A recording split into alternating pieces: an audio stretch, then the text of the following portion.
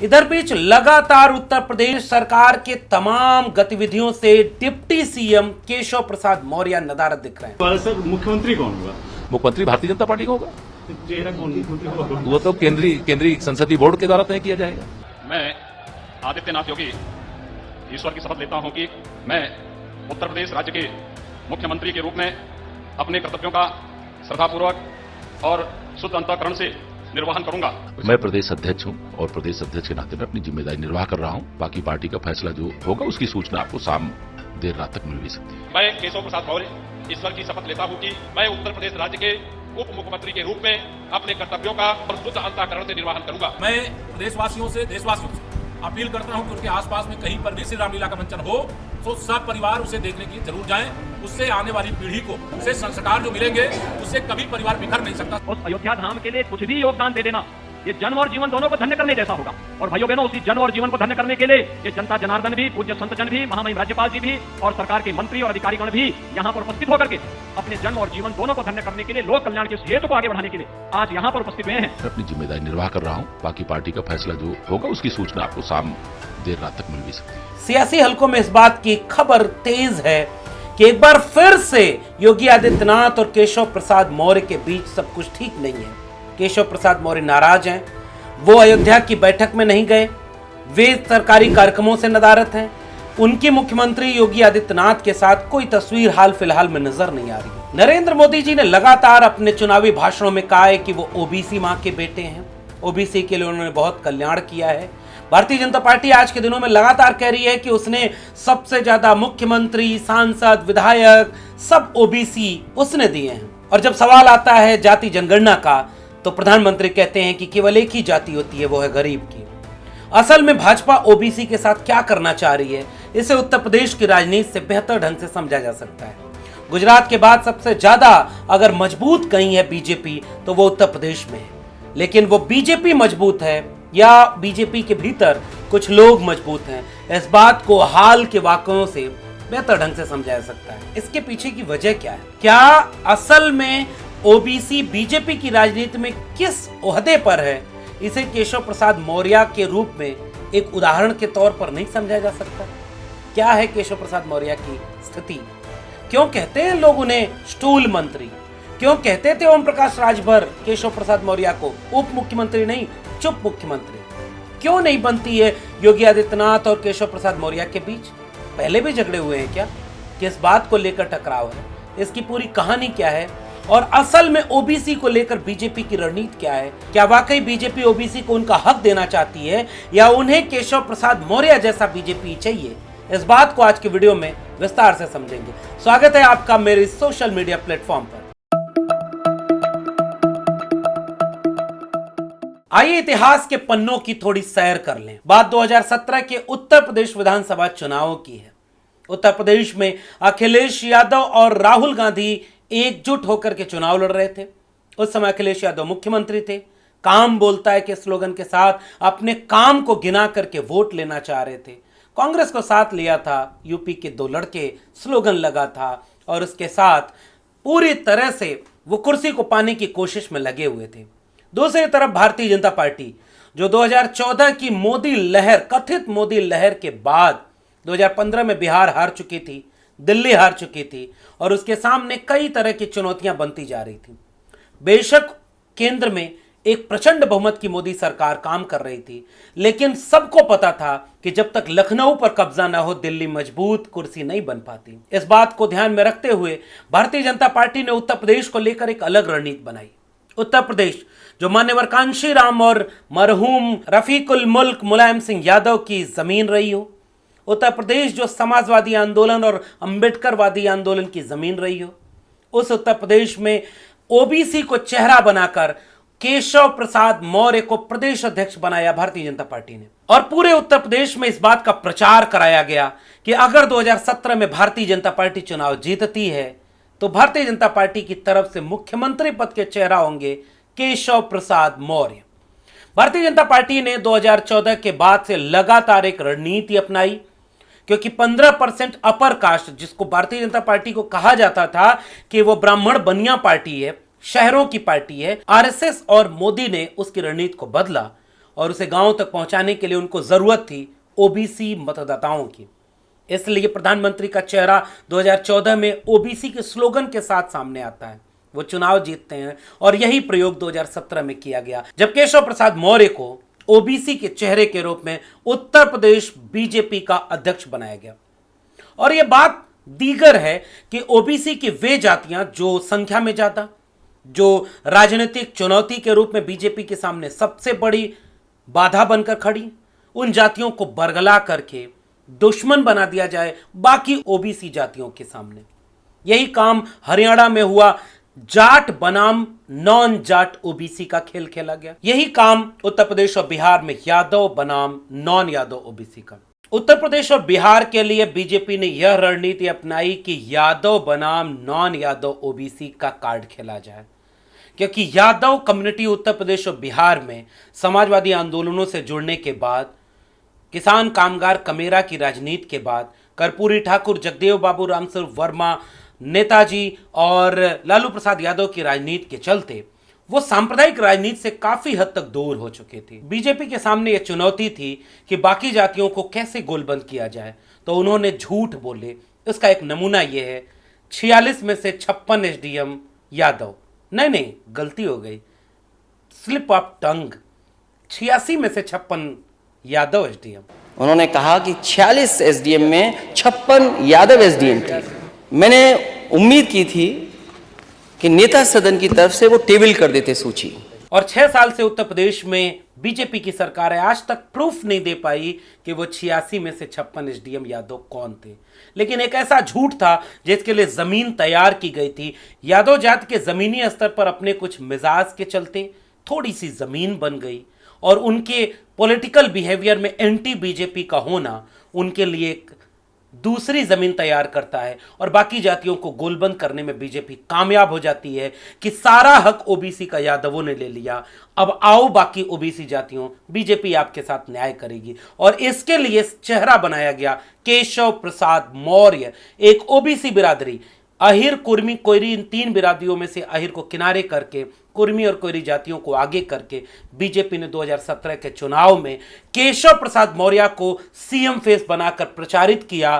चुनाव हुआ, बीजेपी पूर्ण बहुमत से जीतती है, प्रचंड बहुमत बीजेपी को मिलता है। और चुनाव परिणाम के बाद केशव प्रसाद मौर्य इस मुगालते में रहते हैं कि मैंने आरएसएस के लिए काम किया है, मैं एक कट्टर हिंदू भी हूं, मैंने बीजेपी को ओबीसी का वोट दिलाकर जिताया भी है, मेरे चेहरे पर चुनाव लड़ा गया है। इसलिए वो अपने घर में पूजा पाठ में लग गए कि मुख्यमंत्री पद की शपथ लेने जाना है। और अचानक रिबेन का चश्मा पहने गोरखपुर के मठ से निकलकर एक और कट्टर हिंदू के चेहरे के साथ योगी आदित्यनाथ की एंट्री होती है और अचानक निर्णय होता है कि मनोज सिन्हा तक पे भी बात नहीं बनी कि पढ़ा लिखा व्यक्ति भी मुख्यमंत्री नहीं चाहिए, योगी आदित्यनाथ उत्तर प्रदेश के मुख्यमंत्री बनते हैं। केशव प्रसाद मौर्य को मनाया जाता है बहुत कुछ कह करके कि चलिए आपको आगे बहुत कुछ काम करना है, राज्य से लेकर केंद्र में आपको ताकत दी जाएगी, आपको हम डिप्टी सीएम यानी उप मुख्यमंत्री बनाते हैं। केशव प्रसाद मौर्य मान जाते हैं क्योंकि बीजेपी है, वहां न मानने पर आप मार्गदर्शक मंडल में कब शिफ्ट कर दिए जाएंगे या उससे भी आगे कब शिफ्ट कर दिए जाएंगे आपको पता ही नहीं चलेगा। कोई दूसरी पार्टी थोड़ी ही है जहां आप नाराजगी जाहिर करके कुछ भी बोल सकें। केशव प्रसाद मौर्य भी चुप होकर के डिप्टी सीएम का पद लेकर के उस मुख्यमंत्री कार्यालय के बगल में अपने कार्यालय का एक बड़ा सा बोर्ड लगाते हैं। पीडब्ल्यूडी जैसा एक अहम मंत्रालय उन्हें दिया जाता है, गाड़ी, सुरक्षा, बंगला सब कुछ मिलता है और उसके साथ वो एक नेम प्लेट लगा देते हैं अपनी मजबूती का दावा करते हुए। उन्हें पता नहीं था कि वक्त बदल चुका है, वोट जिसका लेना था लिया जा चुका है। और जब मुख्यमंत्री योगी आदित्यनाथ को यह बात पता चलती है तो किस्सा गलियारों का यह है कि खुद मुख्यमंत्री वो बोर्ड उखड़वा देते हैं और यहां तक स्थिति तनी तना की बन जाती है कि खुद अपने आसपास के निजी स्टाफ रखने तक में भी योगी आदित्यनाथ का दखल होता है। बात आगे बढ़ती है, संघ और आरएसएस बीजेपी किसी तरह इस सारे मसले को चुपचाप आगे बढ़ाते हैं और 2022 के चुनाव तक आते आते एक बार फिर से सरगर्मियां तेज हो जाती हैं क्योंकि इस बीच में कई अध्याय हो चुके होते हैं। एक तरफ उनके अपने मंत्रालय की सीबीआई जांच तक की नौबत आ जाए और मुख्यमंत्री के ऊपर नाराज होते हुए उप मुख्यमंत्री कहते हैं ये हमारे साथ बदला लिया जा रहा है, हमारा कोई काम ही नहीं होता, अधिकारी हमारी नहीं सुनते। और इस तनातनी के बीच में 4.5 साल बाद एक मौका आता है जब केशव प्रसाद मौर्य यानी अपने उप मुख्यमंत्री के घर योगी आदित्यनाथ मुख्यमंत्री उत्तर प्रदेश जाते हैं। वाकया होता है उनके यहाँ वैवाहिक समारोह का। सियासी गलियारों में यह हलचल तेज हो जाती है कि पैचअप हो गया है, अब 2022 का चुनाव होगा। और फिर से केशव प्रसाद मौर्य चुनाव के दरमियान लगातार यह बोलते हुए पाए जाते हैं कि मुख्यमंत्री का चेहरा कोई नहीं, हम नरेंद्र मोदी बीजेपी को आगे रख करके ये चुनाव लड़ रहे हैं। चुनाव होता है, उत्तर प्रदेश में एक बार फिर से भारतीय जनता पार्टी की जीत होती है और केशव प्रसाद मौर्य के मुख्यमंत्री बनने के अरमानों पर फिर से पानी फेर दिया जाता है, यह कहते हुए कि यह जीत तो योगी आदित्यनाथ के कट्टर हिंदुत्व वाले चेहरे की हुई। और तो और इस चुनाव में अप्रत्याशित बात यह होती है कि खुद अपनी विधानसभा सिराथू केशव प्रसाद मौर्य डिप्टी सीएम रहने के बाद भी हार जाते हैं। समाजवादी पार्टी के समर्थन के साथ अपना दल कमेरावादी की तरफ से उम्मीदवार पल्लवी पटेल सिराथू में केशव प्रसाद मौर्य को बुरी तरह चुनाव हरा देती हैं। सियासी गलियारों में यह बात तेज होने लगती है कि अब केशव प्रसाद मौर्य का क्या होगा, कहीं इस हार के पीछे योगी आदित्यनाथ तो नहीं।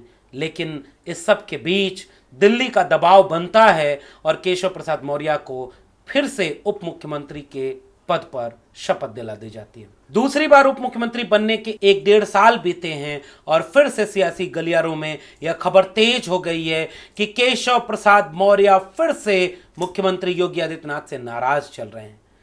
अयोध्या में पहली कैबिनेट की बैठक हुई जहां लगातार मुख्यमंत्री योगी आदित्यनाथ के साथ खड़े आए दूसरे उप मुख्यमंत्री ब्रजेश पाठक। हर तस्वीर में, हर मोड़ पर, चाहे वो कैबिनेट की आंतरिक बैठक हो, चाहे वो अयोध्या की बैठक हो, कंगना रनौत जो कि एक नई राष्ट्रभक्तन हैं, उन्होंने 2014 में जब से आज़ादी पाई है वो लगातार राष्ट्रवादी मसले पर फिल्म बनाती हैं। उत्तर प्रदेश की सरकार ने तय किया कि एक आयोजन करके उनकी फिल्म तेजस देखी जाएगी। पूरा कैबिनेट वहां मौजूद था। फिर से डिप्टी सीएम ब्रजेश पाठक तो मुख्यमंत्री के बगल में नजर आए, मगर केशव प्रसाद मौर्य नदारद देखे। जबकि यह भी है कि वो उन दिनों चाहे अयोध्या का मसला हो, चाहे वो फिल्म देखने का, केशव प्रसाद मौर्य थे तो लखनऊ में, लेकिन बुलाया नहीं गया या आए नहीं। इसको लेकर अभी विद्वानों में मतभेद है कि कौन किससे नाराज है। क्या दारा सिंह चौहान और ओम प्रकाश राजभर को जो इम्तिहान देना पड़ रहा है, दिल्ली के दबाव के बावजूद आज तक शपथ नहीं हो पा रही है। 2 ओबीसी बड़े चेहरे, ओम प्रकाश राजभर ओबीसी के बीच एक बड़ा चेहरा है, दारा सिंह चौहान एक बड़े चेहरे हैं, केशव प्रसाद मौर्य तीसरे बड़े चेहरे हैं। ये बात दीगर है कि संजय निषाद भी कुछ दिन पहले ये नाराजगी जता रहे थे, लेकिन इन तस्वीरों में बगल में नजर आए। ओम प्रकाश राजभर को काउंटर करने के लिए अनिल राजभर जैसा एक चेहरा भी रखा गया है, जो लगातार मुख्यमंत्री अपने आसपास उन्हें रखते हैं। लेकिन जो बोलने वाले नेता हैं, जो रीढ़ रखने वाले नेता हैं, जिनसे डर है बीजेपी को, जिन्होंने बीजेपी के खिलाफ बहुत कुछ किया है, उन ओम प्रकाश राजभर और दारा सिंह चौहान की इम्तिहान ऐसा कि अभी तक खत्म होने का नाम ही नहीं ले रहा और वो शपथ नहीं ले पा रहे। वहीं दूसरी तरफ केशव प्रसाद मौर्य का फिर से इस तरह से नाराज होना या फिर से एक दूरी बनाना, ये दिखाता है कि भारतीय जनता पार्टी के भीतर आप भले ही अपने पूरे समाज का वोट दिलवा लें, लेकिन लोग तो तंज करते हुए कहते हैं कि मुख्यमंत्री और बड़े बड़े अपर कास्ट सवर्ण वर्चस्व की बीजेपी को कुर्सियां मिलती हैं, सोफे मिलते हैं, और एक पिछड़े तबके से आने वाले केशव प्रसाद मौर्य को स्टूल मिलता है। और ओम प्रकाश राजभर लगातार उन्हें स्टूल मंत्री कहते रहे। अखिलेश यादव उनके ऊपर टिप्पणी करते हुए कहते हैं कि वो तो नौकरी कर रहे हैं, उनकी हिम्मत नहीं है कि वो मुख्यमंत्री के खिलाफ कुछ भी बोल सकें। इवन अखिलेश यादव ने एक बार तंज करते हुए यह भी कहा था, बिहार से सबक लें केशव प्रसाद मौर्य, बीजेपी में उनको सम्मान नहीं मिल रहा, वो 100 विधायकों को लेकर आए, 100 हमारे पास हैं, मिलकर सरकार बनाएं। लेकिन केशव प्रसाद मौर्य ने तंज करते हुए अपने कट्टर हिंदू वाले छवि को, आरएसएस के कैडर वाले छवि पर तंज करते हुए अखिलेश यादव को भला बुरा कहा। आपको वो वाकया याद होगा, सदन में अखिलेश यादव को अपमानित करने के लिए, उनके सैफई और मुलायम सिंह यादव पर टिप्पणी करने के लिए लगातार केशव प्रसाद मौर्य का इस्तेमाल किया जाता है, क्योंकि एक पिछड़े के खिलाफ एक पिछड़े को बुलवाया जाए। और तैश में आकर अखिलेश यादव जब नाराजगी जाहिर करते हुए कड़े शब्दों में केशव प्रसाद मौर्य के ऊपर हमलावर होते हैं, तो इसका प्रचार वही बीजेपी गांव गांव करती है। देखो ओबीसी का हक कैसे अखिलेश यादव मार रहे हैं। यह है बीजेपी की ओबीसी पॉलिटिक्स। कब तक समझ में आएगा इस देश के ओबीसी को? क्या संजय निषाद नाराज नहीं है? क्या संजय निषाद आज अपने गांव जाते हैं, अपने इलाके में जाते हैं, तो उनसे उनके लोग नहीं पूछते कि आप तो कहते थे कि हमारी सरकार बनेगी तो अमित शाह जी से बात हो गई है, हम निषादों को आरक्षण दे देंगे। कहाँ मिला आरक्षण? आप कहते थे कि वो पिछड़ा वर्ग कमेटी की रिपोर्ट सार्वजनिक करके हम निषाद, मल्ला, केवट और बिंद तमाम जातियों को अनुसूचित जाति में शामिल कराकर उनको हक दिलाएंगे, लेकिन एक मत्स्य मंत्रालय पकड़ा दिया गया, एक आयोग बना दिया गया। उसके नाम पर कब तक अपने समाज को गुमराह करें? इसलिए बीच बीच में खबर आती है कि संजय निषाद भी नाराज चल रहे हैं। ओम प्रकाश राजभर, जिन्होंने क्या कुछ नहीं कहा चल सन्यासी मंदिर में, जिन्होंने कहा बीजेपी को जब तक खत्म नहीं कर लेंगे सांस नहीं लेंगे, फिर भी सांस ले रहे हैं उसी बीजेपी में जाकर मंत्री बनने के लिए, वह भी ओबीसी समाज से आते हैं। दारा सिंह चौहान को इतना बड़ा इम्तिहान देना पड़ा, अभी तक शपथ ही नहीं हो पा रही है, वह भी ओबीसी समाज से आते हैं। केशव प्रसाद मौर्य जो आरएसएस के कैडर हैं, कट्टर हिंदू हैं, सब कुछ बीजेपी के लिए न्यौछावर कर दिया है, फिर भी अभी तक ऐसा लगता है कि वो भूल नहीं पाए हैं वो जख्म जो उनके कार्यालय के सामने से तख्ती निकालकर मुख्यमंत्री ने उनके ऊपर दिलवाया।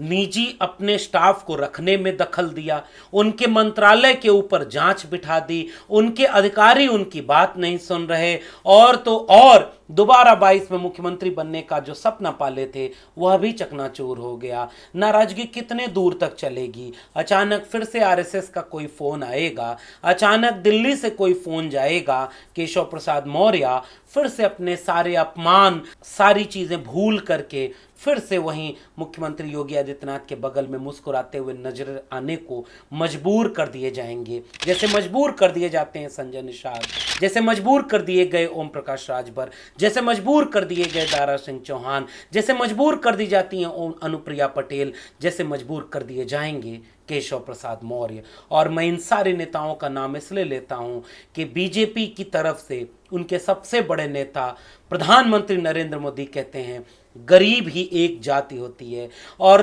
केशव प्रसाद मौर्य, अनुप्रिया पटेल, संजय निषाद, ओम प्रकाश राजभर, दारा सिंह चौहान, ये सारे ओबीसी नेता कहते हैं कि हम जाति जनगणना का समर्थन करते हैं, और बीजेपी, केंद्र की बीजेपी जाति जनगणना का विरोध कर रही है।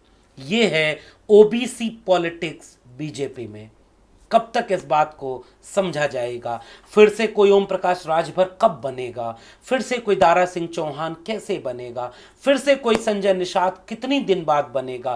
फिर से कोई केशव प्रसाद मौर्य अपनी बिरादरी का इतना बड़ा ओहदेदार नेता कब बनेगा? इन सारे लोगों को इनकी जनता ने नेता बनाया, सारे बड़े नेता हैं, सारे सम्मानित नेता हैं, अपने समाज के चहेते हैं, उनको हक दिलाने की बात करते हैं, और सारे तिरस्कृत हैं बीजेपी में। और तस्वीरें चीख कर कहती हैं उत्तर प्रदेश में आज की तारीख में अगर राज है तो वह सवर्णों का राज है।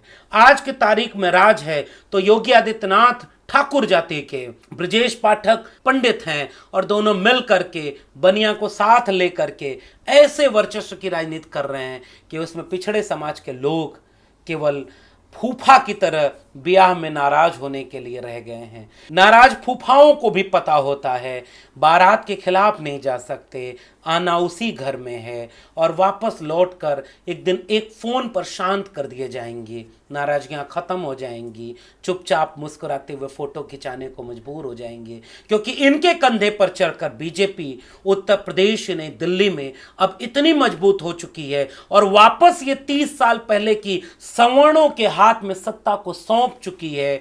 उसके सामने इनकी बिसात है क्या? इनके नाराजगी उतनी ही दूर तक है जितनी देर तक इनको नाराज होने का मौका मिल रहा है, वरना एक फोन नागपुर से आएगा, एक फोन दिल्ली से आएगा, और चुपचाप फिर से दौड़कर उन्हीं गलियारों में जाकर जोर से जय श्री राम बोलना होगा, जोर से ओबीसी नेताओं को, विपक्षी दल के नेताओं पर हमला करने के अपने काम में जुट जाना होगा, जोर से अपनी जाति के लोगों को समझाने में जुट जाना होगा। मंदिर बन रहा है, 69,000 शिक्षक भर्ती में नहीं न्याय मिला, कोई बात नहीं, जाति जनगणना नहीं हो रही, कोई बात नहीं, मंडल की सिफारिशें नहीं लागू हो रही, कोई बात नहीं, सरकारी शिक्षा और सरकारी रोजगार को प्राइवेट हाथों में बेचकर आरक्षण तबाह कर दिया जा रहा है, कोई बात नहीं, मंदिर तो बन रहा है। और देखिएगा 22 जनवरी के पहले तक ये सारे ओबीसी और दलित नेता जो बीजेपी के हैं, ये उस मंदिर अभियान में सबसे आगे कतार में खड़े कर दिए जाएंगे, ताकि ये अपने समाज को 24 के वोट के लिए गुमराह कर सकें और फिर से ये नाराजगियां दूर कर दी जाएंगी या चुप करा दी जाएंगी। वरना मार्गदर्शन मंडल में फिर से कोई नियुक्ति नहीं हुई है, कुछ लोग इधर से उधर भेज दिए जाएंगे।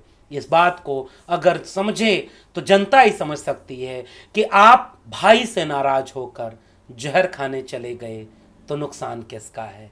एक शेर मेरा प्रिय है, जीतने का ये हुनर भी आजमाना चाहिए, जंग अगर भाई से हो तो हार जाना चाहिए। इस देश के तमाम ओबीसी एससी एसटी लोगों को इस बात को समझना चाहिए कि अगर आप बीजेपी में जाएंगे तो आप केशव प्रसाद मौर्य बन जाएंगे। आपको ये वीडियो कैसी लगी नीचे कमेंट बॉक्स में बताइएगा। फिर मिलते हैं किसी और विश्लेषण के साथ, तब तक के लिए बहुत बहुत धन्यवाद।